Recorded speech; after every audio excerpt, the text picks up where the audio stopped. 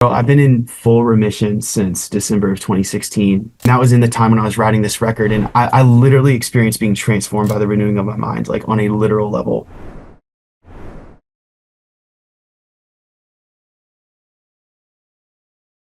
All right, everyone. Welcome to the Christian Music Mentor podcast. You are in for a treat today because we have a returning guest who's a good friend of our movement and community.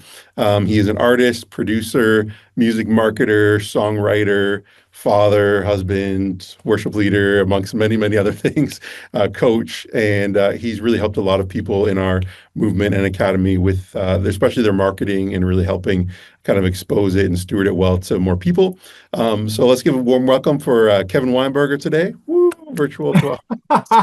Cue the applause. I Oh know I God. don't have the applause tracks yet, but one day. Anyways, Kevin, so good to have you here. Thanks for being with us. Dude, I'm so honored. And it's funny, every once in a while when we text, I'll think about how I feel like we met at Kingdom Songs in 2014. I was Yes, such a baby writer, and what a time, dude. Time has flown I by. know. It's crazy how, yeah, back then, and there's actually quite a number of people from that retreat that we're both probably still friends with. Yeah. Um, Oh, for sure. Valderramas were there, Love Aaron them. and Tamar, even Drew Lay, and other people like that. Drew Lee, I don't know how to pronounce the last name, but amongst the writers. So yeah, it's crazy the power of connections and stuff like that. So yeah, we first of all, congratulations on your brand new single, Miracles. Mhm. It's awesome, and we're going to go into the story because it's been what, like 6 years maybe since you 5 or 6 years since you released music, or Yeah. Yeah, my last release was May of 2019. So it's been a cool. long time. And I'm Yeah. so grateful. And, growth was happening even in the interim period, numerically, not just behind the scenes, but so much behind the scenes. And I just had a season of really feeling peace and commission from God to be quiet. And so it's been Mhm. really fun to like share more publicly what all God's done and what he's up to.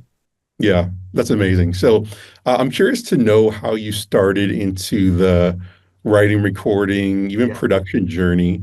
Like, were you someone who was worship leading at church when you were younger? Were you even involved? And how did you first start to think, okay, well, maybe I should start releasing some songs, or even production? You're an amazing producer as well. How did you kind of get started into that music world? Yeah. Man, so I went to school at Liberty University, studied to be a worship pastor with a songwriter track, and actually was in classes with just a handful of people. If you know who John Mark Pantana is, like I was co-writing with him back in the day, like in a class of 8 people. I mean, it was just really tiny. It's been really cool to see everybody who's gone from there.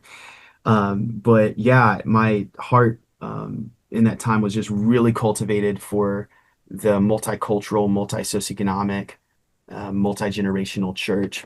And so, yeah, just absolutely love that. I want to see what we're going to experience in heaven here, you know? And so I ended up moving to Memphis, Tennessee with my wife. We were at a trilingual church where, have we ever talked about this? I don't know if we have. No, We were in a one, trilingual church where there were over, I think it was 7 or 8 languages and over 35 nationalities within a 2 mile radius wow. of, of the church. So talk about very diverse. Um, and the average age there was over 60 years old. And my wife and I were the only 20 to 29-year olds that were attending weekly. Mhm. So, and I was in a suit conducting the congregation. And probably about 75% of the songs were written before 1950. Like it was like old hymns. And it was literally a dying church. Like the first 4 months I was there, I think there was one week where someone did not die, and there was only like 300 or so people there. So like Wow. we were like classic like definition of a dying church. Oh my And God. yeah, God just really changed my life there. I was 21. I didn't know what I was doing. I had a heart for him. And it was a really, really beautiful time. We at all of these funerals and stuff, I was seeing these songs like Sweet Beulah Land and all these Southern gospel songs ministering to people, and it was really stunning. And for me, I grew an appreciation for something that I didn't resonate with musically because of what was happening in people's lives and what it meant. And I'm really grateful that like my music wasn't blown up or I wasn't an artist at the time or anything like that. Because God was really just like cultivating a desire in my heart to serve his kingdom above like building something for some validation that I actually don't need from the people I was trying to have it from. You know, Mm. that whole process is just I think it's a 20s thing, but it's probably an all of life thing too. And then anyways, I ended up going to Virginia and had a season there, leading worship and started writing these songs and was just like, there's something happening in my heart where I'd been writing all these songs for the church, but I started writing songs where I'm like, I think I'm supposed to sing these. There's something I'm supposed to carry on these as an individual and maybe even for myself. Like I think about Mary when she was told that she was going to have Jesus. It says in the Bible that she pondered all these things in her heart. And I was like, maybe this is something in for God's glory, not in a self-indulgent way. Like I need to ponder all this in my heart. And I was thinking, I remember back in the day thinking about Sia, who has that like I'm gonna swing from the chandelier song. And she had her first record, if my memory serves me right, was from a lot of songs that were getting rejected by other artists. And she was like, Mm, oh, yeah. maybe I'm supposed to record these. And so I remember just going through some of that. And it was also going through a lot of personal revival in my life at the time. I remember my pastor teaching on John 15, like, I abide in you, you and me. And I was thinking, like, man, I want to live that so bad. But like, I just have a lot of interference in my inner world to like really surrender on a deeper level to God. And so I started writing music with a producer that we both know, Sean Hill. And he just absolutely changed my life. I experienced being transformed by the renewing of my mind. And I actually had a thyroid disease back then called Graves' disease. And I was really sick. In 2012, I'd lost like 28 pounds in a month and a half. My resting heart rate was 115. I was having pretty bad sleep apnea and the doc told me to not drive for a few weeks as like medication started like settling down. He told me I was in the top three worst cases he had seen in over 13 years of practice. And during the writing of that EP, I went to the doctor and he said, I can't believe that all your levels are normal. And I guess we need to like check in like every 3 months, then six, then nine, then 12. Bro, I've been in full remission since December of 2016. And I remember and that was in the time when I was writing this record, and I literally experienced being transformed by the renewing of my mind, like on a literal level. And I remember when he said that to me, it wasn't as satisfying as I thought it would be because I realized the greater disease had already been healed, and that was the disease of unbelief. Mm, When that was healed, this felt like a lesser temporary disease. And it really just put the power of it in perspective, which I actually think was part of what healed me. As I was writing out of anxiety and writing out of depression and into um, living in the joy, the true joy of the Lord. Um, it wasn't that supernatural things happened, it was that very natural things happened. mm, I didn't have any mystical experience, even though I think that's rad. That wasn't my world. But God literally healed me. And after that happened, I was like, man, this is crazy. And Sean Hill was a pastor who just so happened to be producing, and now he's actually back on staff at a church and doing amazing things, producing and pastoring, sort of like one and the same. mm, But I was so moved by that. I was just like, I think what I want to do is not really conventionally what churches hire right now. And it doesn't mean that I'm not called a pastor, but maybe it's going to look different. And so I talked about it with my wife. We put our home on the market. I think it sold in like a day for cash. We ended up moving, starting totally over. Actually moved in with my mom-in-law, which I don't totally recommend, even though I love her and I love that experience and it was life-changing. But I just started doing a bunch of itinerant worship leading and producing churches that I was writing with for their sermon series. And then in, I think it was 2018, I launched Courage Studios, which a lot of people here might know are Courage Music Marketing. And the whole point of it was just missionally from the start. The Latin root of courage is cor, it means heart. And the original definition was like to speak one's mind by telling one's whole heart. So it was less about being heroic and more about being seen. And when I experienced being seen by God, I experienced being known and loved by Him. And I experienced kindness that led to repentance. And when I repented of anxiety and depression and like was actually able to do it because I'd received the kindness of God, which is the gateway to that freedom, my body and like so many other things shifted in my life. And I was like, I would love to help facilitate a sanctuary, like a safe place for people around the world to be seen by God. Not that I did anything, but I just held a space for them to breathe and then like see what songs pour out of that. And God made that vision come true. I remember thinking that was so goofy and like, is this some charismatic vision thing like that I'm just like planted in my brain? But I just knew that it was from the Lord back in Virginia before we even made that move. And then I had people coming in from Jamaica and Canada and all over the US, from Nashville of all places, which is like, why would they come to little old Charlotte to work with little old me? Mm. But God just made dreams come true.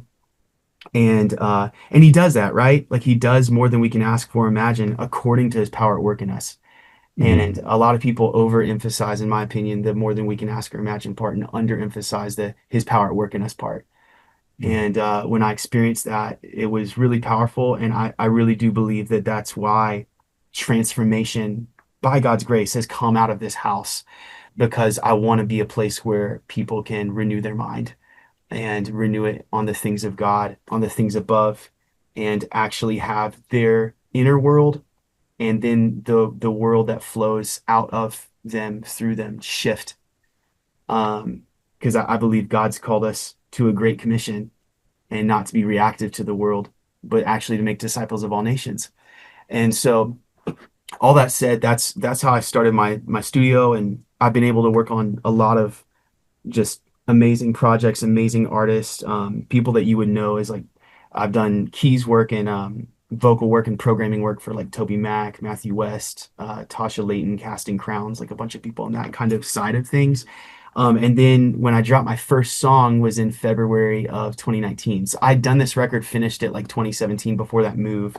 All the money I was spending to market with, I remember thinking, oh gosh, I need this to survive right now. Mm. And so I just took a pause on that. Um, and then from there, I still was just like getting my business off the ground, and I was limiting my action from resources. And my wife really lovingly challenged me where she said something that doesn't sound very spiritual, but actually was. She was like, well, you have a violin in your closet you've not played for a few years. And I remember thinking, oh no, because that month I'd been praying with God and just complaining, honestly, like I don't know how to share my music as meaningfully as it was made. And I just remember the Holy Spirit directing me, like, go look up the story of the widow of the temple. So I look it up and I'm like going on Bible Gateway, and it's in Mark, I believe 12, maybe 14. I think it's 12 though. At the end, she drops 2 coins in the plate, and then Jesus tells his disciples, some gave out of their abundance, but she gave out of her poverty. And he was moved by the context of her sacrifice, not the sacrifice itself. The Lord looks at the heart, right? And that really set me free because I was bound by the limitations of my resources rather than uplifted, trusting in God to make me like him, resourceful. And Mm. so what I actually did for my very first release is I sold my acoustic I had since I was 16. It was all sentimental and stuff. My old backup studio speakers, my backup studio computer, and my violin. I think I made like $850 on Facebook Marketplace. That's what I did to market my very first song. And it hit over 100,000 streams in the first 4.5 days.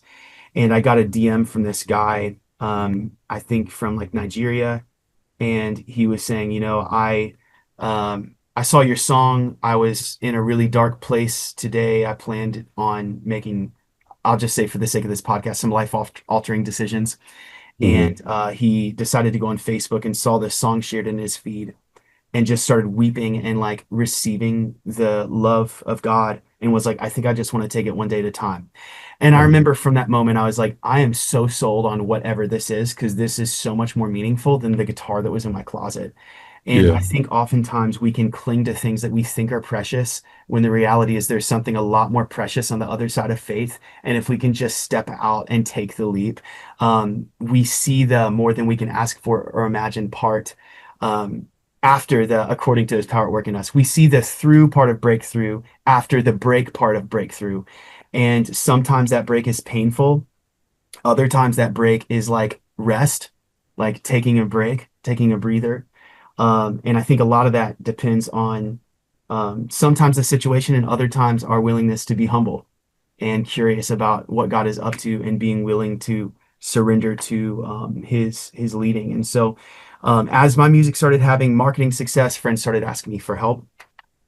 From there, I started just like helping friends, and they were like, I was like, I'll just show you how to do stuff. And they're like, no, we need to, I want to pay you for your time. I'm like, okay. So I like accidentally start coaching people. And then from that, a year later, when COVID hit and I had a little bit more time on my shoulders, not just producing all the time because I couldn't do sessions in house. I started launching publicly, and yeah, just it's been so crazy rewarding to help people share their music as meaningfully as they've made it. There's just something cathartic about that in our humanity. And then just tapping into consecrating this as a spiritual practice of worship. It's not to grow our numbers so that people think that we're cool. It's that we want to make disciples of all nations. We want to teach people the word of God. We want to show people the kindness that we've received. We want to loudly share our testimony with no shame in the gospel. And we want to see lives get changed. Like it's just really that simple. And that's more precious than a lot of the things that our society holds so tightly to. And so, to live from that place of conviction in something that is worth having conviction in, and then help other artists figure out practically the steps of like how they can make that spiritual aim practically implemented in the nitty gritty has just been crazy rewarding. So we've served over 1,500 artists. We've promoted over 10,000 songs. And I'm now at the point where my streaming income between my artistry and actually my label, which I've not really, I think, ever talked about publicly, is fully funding the bills. So my monthly recurring revenue, like I could quit all of this now and fully provide for my family and put money in savings and retirement. And that has been really life changing too. And actually sparked other conversations because you can only help people with where you can. And so now I'm helping people create like full-time income in this, which has been really, really cool. I don't think that's in conflict with ministry either at all. In fact, it's actually empowered it more deeply because I don't have the thought of how do I provide for these things. And I know that that noise is going through so many artists' heads. And so hopefully today we can help um, break off some mindset stuff, but also some practical things about like how can we get through to the through part of breakthrough, what needs to Yeah. break, so that we can have more momentum in and through our lives so we can grow and be more like God. We're not feeling this tension between investing in our family and marriage and friendships and stuff and like doing our music because that's like not a great place to live long term and be able to impact more people around the world. So there's a lot more to it, but that's some of the story Yeah. like that was leading people up to the stuff that I guess I'm known for. Yeah, that's amazing. So with your first song, when you sold those things, you spent the 800 and some dollars. Did you put that into Facebook ads or how did you market your very first song? Absolutely. So the what I did is there's a saying success leaves clues. And I was looking at other artists that I was really inspired by that I thought sonically sounded similar to me. And I noticed that in the top 5 cities of a lot of them was Quezon City, Philippines. And I was like, oh, that's interesting. And so I'd done some research and saw that you could get a lot more cost per click there, like lower than in Sure. the US. Yeah. And so what I actually did is I hired someone to help me like pitch to playlists and stuff. And then also I ran ads to the Philippines rather than the US. And they went crazy over this thing. They shared it all over the place. Yeah, yeah, for Plus, it sure. was like I think like 7 to 9x more the clicks than I could have gotten in the US. Totally. And I ended up running into a really happy accident, which is that in Spotify there's a thing called trigger cities. And a trigger city is like these certain cities all throughout the world, like Mexico City is one, Sao Paulo, Brazil is another one.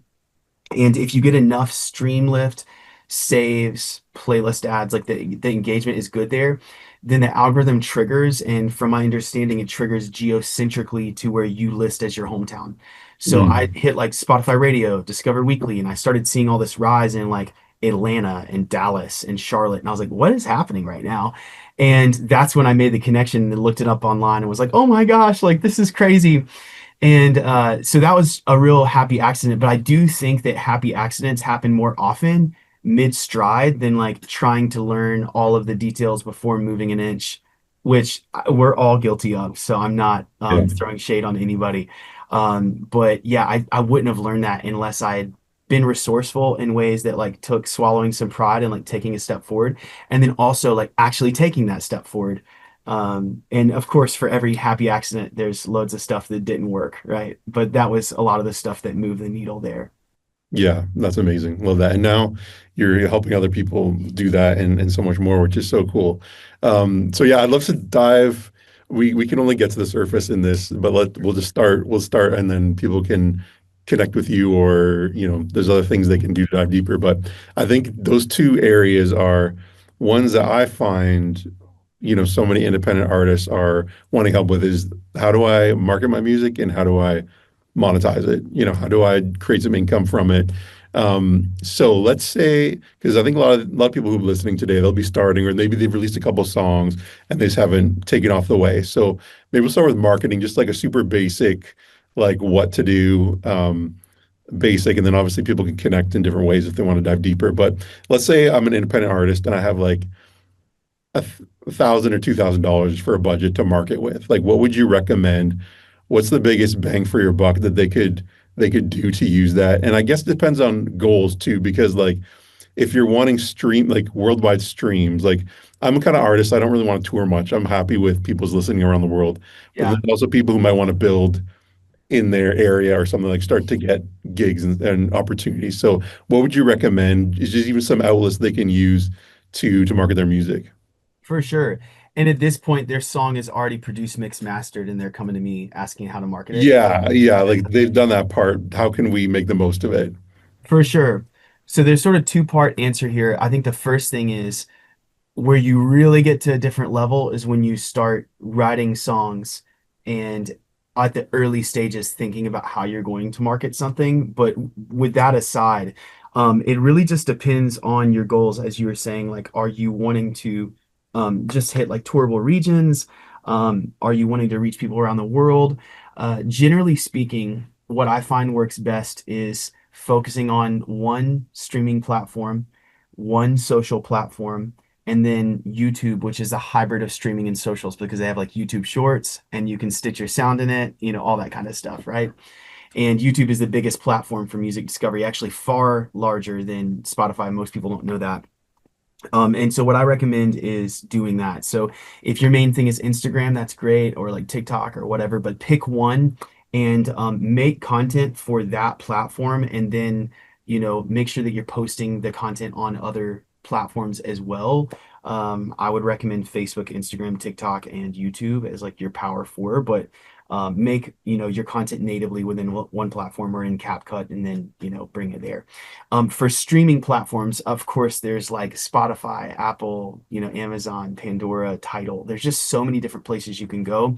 And just based off this question, I'm assuming someone's new, and the tendency is to want to like do everything in your own hands. And I really do think like having a team is phenomenal to close the feedback loop. Like, I mean, I've consulted people on social media, like full labels, artists with multiple million followers on TikTok, and I hired a social media manager to help me market. So like I'm recommending what I'm doing in that regard too. And my following's like over doubled in the last month. And it's been just from like simple, easy things. It's never been easier. So I would definitely recommend hiring a team like where you can across the board.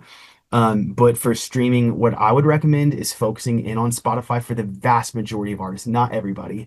There are certain categories that just don't tend to do as well there. Like for instance, yacht rock has more of like an older male category, and a lot of there is a streaming base there on Spotify, but a lot of them they want to listen to the classics. So it's like harder to get discovery there versus YouTube. So there's always exceptions to the norm, but generally speaking, Spotify is the right place to go. And then as far as like how to promote, like what I would recommend there are a couple different things. Spotify has native tools like Spotify Showcase, Spotify Marquee, which are these ad platforms within their ad studio. You can, in their Spotify for artists, like it's almost like their equivalent of boosting a post versus like you can go in their ad studio and get heavily granular and targeted. Most of the time, I don't recommend artists use it if they're like smaller, like below 5,000 monthly listeners. And if you are, like maybe drop $100 there. I'm a huge fan of, what they can do. but generally speaking, you can stretch your dollar a little bit farther doing other things at first. So if I'm talking to someone that's like brand new, you're just trying to get started, and you have a song that is um, commercially viable, it's of a good quality, your vocals aren't pitchy, which, is not always the case. But if that is the case, I'm a huge fan of subgenre specific playlist pitching. And so playlist pitching has loads of buzz around it, loads of conversations around it. Traditionally speaking, the way that it works is you hire someone and they are pitching to playlists, and their goal is to get you, hopefully added to the largest playlist possible. The reason that playlist pitching gets such a bad rap is actually because of that. Because I don't want to get on Summer Hits 2025 with my Christian song, because most people who are listening to that don't listen to Christian music. The save rate is going to be in the toilet. And when I get off of that playlist, my streams are going to drop like crazy because I didn't gain a fan base from it. Right. Like, for instance, my music would be much better served on like K Love versus Kiss FM, right? Kiss FM would be rad. Kiss FM, hit me up. Yeah. But it would not perform as well. I know that. And so the same thing with playlist pitching. Like, if you pitch to super specific playlists in your world, then you're gonna, perform a lot better as far as like the amount of people that actually respond to you, or respond to someone representing you, the amount of yeses that you get from those responses, the amount of streams you get from those listeners. Even if the playlist is smaller, you're going to have way less skips. You're going to have more saves and playlist ads per listener. And then what that does is it's creating a real fan base, right? From like active actions. And it's also creating a passive discovery fan base through the algorithm being triggered, where someone's listening to some artist that maybe sounds like you or is a vibe like you, or other, people that are fans of you are also fans of them. And then it will start suggesting your music to other people that listen to them, like just auto shuffled right after, Yeah. with the goal of keeping people on the platform longer. And that's the kicker too. If you just reach a bunch of like a huge audience on some huge playlist, and then you trigger the algorithm, and you're being sent out to all these random people, and your skip rate is really high, and like your intent rate, which is the amount of saves per stream and all that, is lower, then what's going to happen is they will then, you'll drop in the algorithm and it won't endure. And so Mm. that doesn't really serve anybody, right? So that's what I recommend on that. And then as far as YouTube, I recommend treating YouTube like a social media platform. So have the same like profile picture you have on Instagram and Spotify should be the same you have there, right? We want to have a nice biography there. We want you to become a YouTube official artist channel, which you can do directly through DistroKid or most likely your distributor. And then from there, your releases will merge in like a releases tab. I also recommend doing a lyric video rather than a music video when you're first starting out, especially with like that 1.5, 2K budget. You would not want to be dropping 2 grand on a music video. I wouldn't even recommend dropping 500 on a music video from someone. It'd be much better to do a lyric video, and then the money that you save that you would have done a music video, you use to promote your stuff. And then a huge thing that I see artists miss is that they'll only post like music and lyric videos on their YouTube channel, but they don't post like their Instagram reels to YouTube shorts. And that's such a missed opportunity. So I would definitely recommend doing that.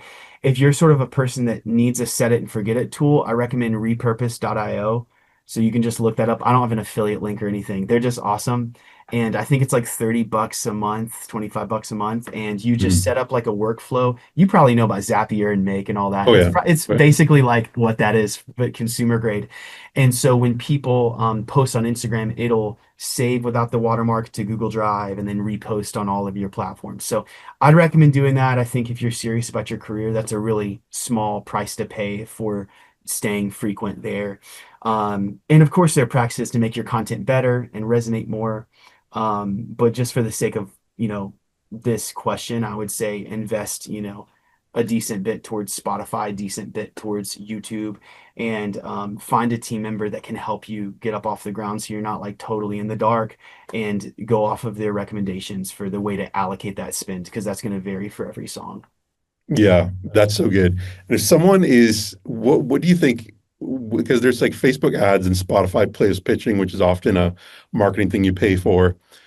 Do you recommend doing a bit of both of those, or do you think playlist pitching is more valuable Yeah. than running Facebook ads to get Spotify streams and stuff in, and again, hitting some of those countries where there's a lot of believers, but it's lower cost per click, you know? Absolutely. Amazing question. So if you're an artist that is really small, like I'm saying, below 3,000 listeners, I do not recommend putting 100% of your budget towards Facebook ads because it's a lot more expensive, even targeting, one of those like what we call tier two, tier three countries. That's just a marketing term. And it's basically just other countries around the world. Like a lot of Latin America is tier two. Philippines, India, a lot of those kind of countries are tier three. And what people will recommend is that you target, places where there, if you're like a Christian artist, you'll target places where there's a real prominence in that, in Christianity there. And then also you're targeting like English speakers, people that like your genre, or, also happen to like Spotify. Like there's just different targeting Yeah. things you can do. You can get in the deep with like API conversion tokens and all this kind of stuff too. But if you have like 200 listeners, it's going to be really hard for you to get enough traction for them to figure out who you're similar to and then blitz you out. Mhm. And the other thing is when people are clicking through an ad, they're clicking through based off of your creative, your video. And so if your video isn't like razor tight clear about who you are, you could have people clicking through a little bit more with like a casual intent, or just like, oh, I like her voice, or I think she looks good, or whatever, or the band is interesting. And so as a result, the algorithm isn't as clear as if you were on like subgenre specific playlists where people are adding like maybe someone is looking to build their workout playlist. So they go to other workout playlists, they find a bunch of songs and just add all of them to their list to build it. You're getting Yeah. all these playlist ads that Spotify's like ding ding ding ding ding. Oh, you're similar to these artists, right? And so it's much more holistic for getting like that surge of just data, like really good, clean data. And then also too, when you get added to a playlist, there is a pre-existing fan base there of like people who engage with that. And you see more trickles versus with ads, it's something where like you turn on, you get a reach, you reach people, and then it's off. And then Yeah. from there, you will see like for people that saved your song or whatnot that they're going to keep streaming. But I just find if you do them separately, one without the other, they're a lot less effective. Now, if you are an artist that doesn't have a huge budget, I think going playlist pitching all the way is probably the way to go on like DSP growth, like Spotify and whatnot. But if you have like, at least $1,000 or something like that, then doing a combo is great. And if Yeah. that totally sounds overwhelming, there are agencies you can hire that do this all for you, that have API conversion tokens that are based on your specific genre and or subgenre that know how to make videos that click through. They, have avoided the pitfalls of all the stuff. And then you also have the things like you have to warm up your account because if you go from like spending no money ever to like $50 a day, you can get a slap on the wrist where they're like, "Oh, we think that you're getting hacked," and then they'll suspend your account. Like I have people that will consult with me because they're stuck. So Mhm. there's just a whole wild west, and so you have to decide if you want to lean into that or not. It's totally up Yeah. to you. I do think in the end, running ads is well, well, well worth it. And then by the way, you can also run ads not just to your song, but like to a playlist with all of your songs or to a playlist that is genre based and is in your category. So there's like so many different middle grounds that are also really cool that I help artists with too. But yeah, I think there are plenty of ways to skin the cat is such a terrible saying. Give me a new way to say that.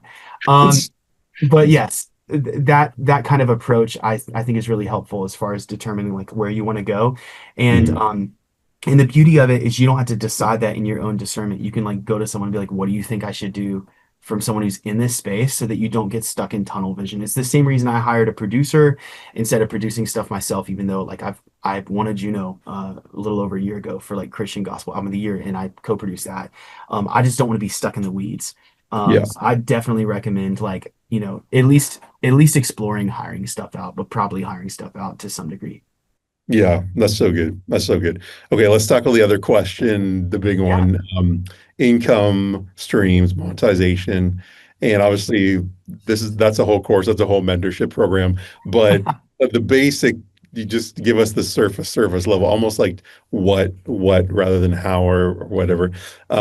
So if someone's being like, okay, I'm starting this journey, what are a couple income streams that I could take advantage of to fund my music and maybe even share your story because like I mean the power of testimony is the best thing. You've done it. Yeah. You can support yourself on music. Maybe that's the best way. How did you do it and what kind of income streams are you making use of to fund your that you could fund your life with music? 1000%. Yeah, great question. So this is probably the top question I get asked is like, how do you make money doing this? And what I recommend is using music as what's called a loss leader. And I'll explain what that term is because that can sound sort of like a foreign language. So in like Black Friday sales in the US, and you also see like back to school sales, they'll have a 48 pack of crayons at the front, right when you enter the door at Staples or Office Max for like 50 cents. There's no way that they're even breaking even with that. Like they're definitely taking a loss, but it gets people in the door and we call those doorbusters. And then as a result, the mom's like, oh yeah, my son's backpack has got a hole in it. I should probably buy that while I'm here. And so she'll buy the $70 backpack that's got a $40 profit margin. And so it ends up yielding a holistic profit. That temporary initial loss is what incubated that profit. And so often, if you're talking to someone who's a first-time entrepreneur, first-time business owner, that concept sounds horrifying because they've only just like worked and gotten a guaranteed check.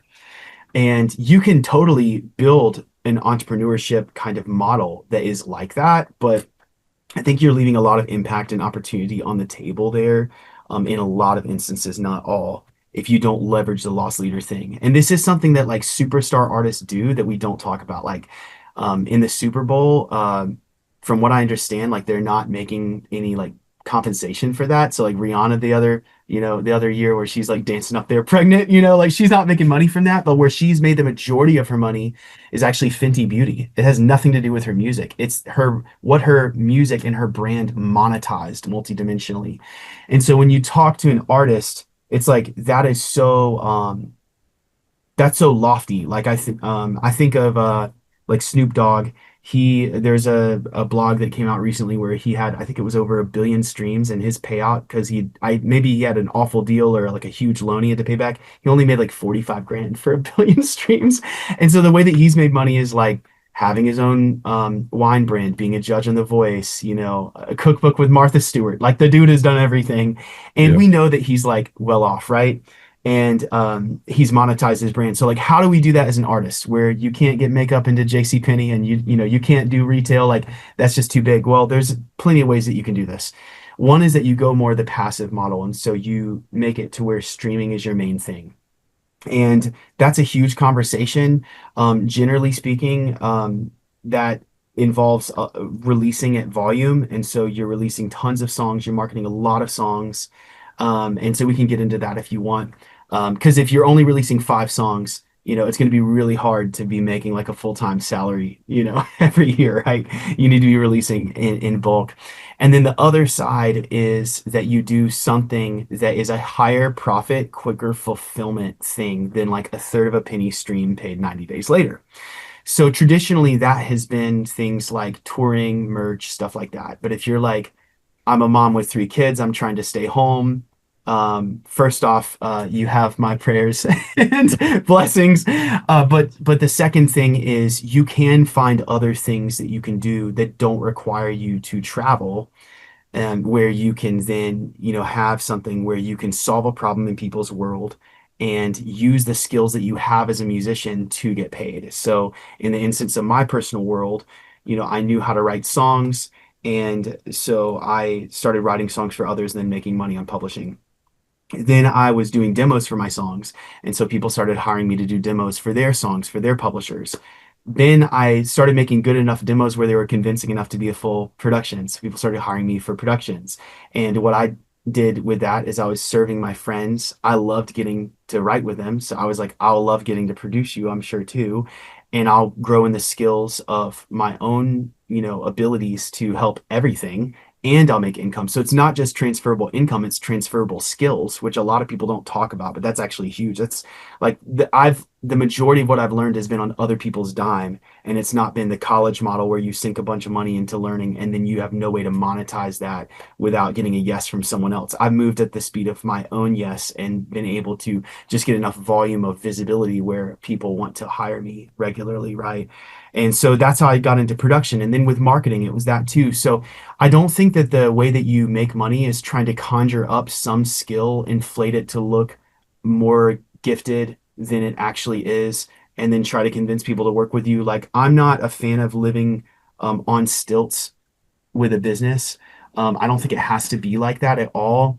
I do think that if you make your ministry and your business, and even a ministry business, where your goal is not to make sales, it's to solve a problem, like which is exactly what you've done, Brad. I mean, like you have a legacy of like you're probably in like your second generation of creatives at this point where you're seeing like people that were in this in 2020 now becoming mentors of, of other artists, and they're sort Totally. of like the aunts and uncles of these new this new roster and stuff. And that's just because you've been so faithful, like solving the problem of um artists that are almost existing as orphans in the space, and they don't really have a community that either gets what they're doing, or they've not found an outlet to like really grow and also breathe into others and serve peers. Like that's so invaluable.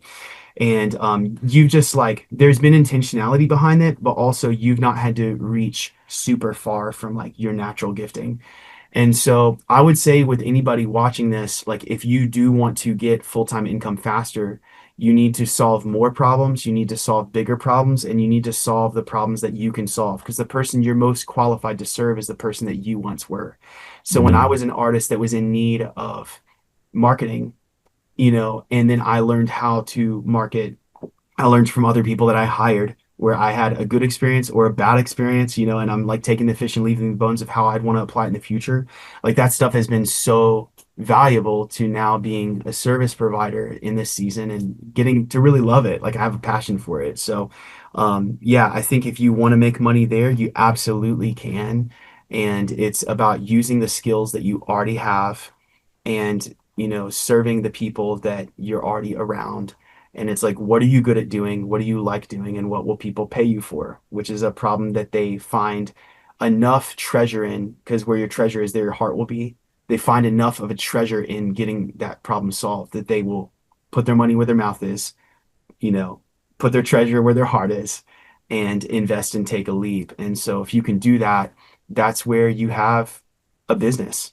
And I've been really, really blessed to be, debt free for a number of years. We actually were able to pay off our house and we've had no mortgage, no any kind of debt for the last several years. And in 2013, when my wife and I got married, I was the month prior to that, I'd gotten laid off of a job at a studio and I was only working at this tiny little church plant, and our joint gross income was $6,000 a year. So I was pulling out of savings to pay our power bill.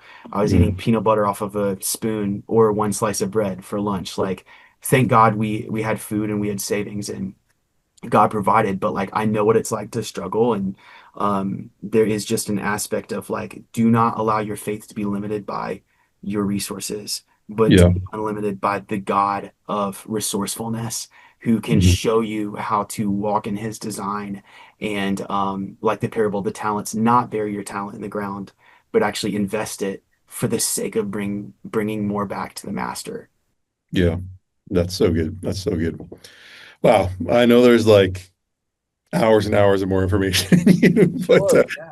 that was a great summary and just kick off. Many of you I know are just meeting Kevin for the first time, so you kind of get a sense of his heart for helping people. And so if someone is interested in kind of learning, maybe getting some more coaching or just help marketing their music, listening to your music, or I know you got some new programs even about building full-time stuff. What's the best way for them to connect with you for those kind of areas? Absolutely. Yeah. Well, first off, yeah, I sort of didn't even answer about miracles, but yeah, I dropped a song last month. It was called Miracles, and it's all about how God is still in the miracle business, and in his name, he does miracles, and that has been really incredible. I've experienced so many miracles in my life, and so if you just want like just juiced up with hope and joy, like I'd love for you to check it out and let me know what you think. I hope it blesses you. And then as far as the production side of things, I'm no longer producing full time. But I have plenty of producers I can recommend to you. So if you're ever got a question there, like shoot me a DM, just find me Kevin Weinbarger and let me know that you listen to this podcast and you're just looking for some help there. And I'm more than happy to help you. And then as far as the marketing side of things, if you're interested, you can just go to couragemusicmarketing.com. You can click there to book a call with me where we'll get to talk one on one and get to meet, and I'll tell you all about what we do. We can figure out if it's a right fit. And then you'll send me your song and I'll give recommendations based on like what I think would serve you best there. And then yeah, there's so much of my life that and world that I've not shared because all of us have loaded stories, right? But last year I went on a sabbatical for the first time in October and November. And I was just praying there, like, God, I feel like something next is coming. And about a year and a half prior, I was sensing that. And the Lord really just gently and lovingly told me, like, give that to yourself.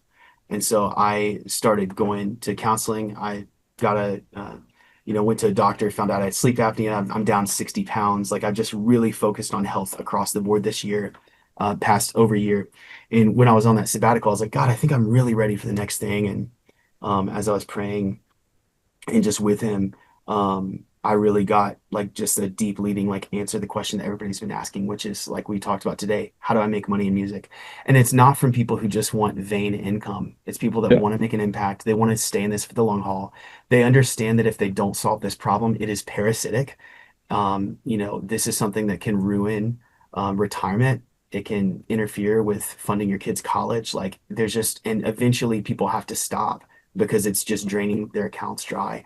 And that's heartbreaking to me. And so I want to help people establish a way to solve that problem, implementing God's design with practical principles. Like, here's how you can write songs that hit harder. Here's how you can market your own music so that you don't have to hire a marketing agency unless you want to just bolster up what you're doing. Like, we teach all this stuff and including how to go full time in music in a mentorship that I have.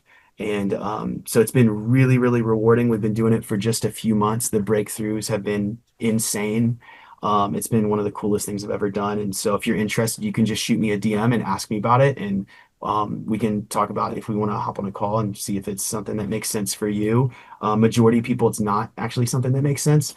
It has to be the right timing to take that kind of leap. But I would love to help you, regardless of wherever you are, figure out what that next step is. I think so often we um, we think that we know what chapter two is, but it's actually chapter five, and there's like a lot of little things in between. Like that was part of my health journey the last year.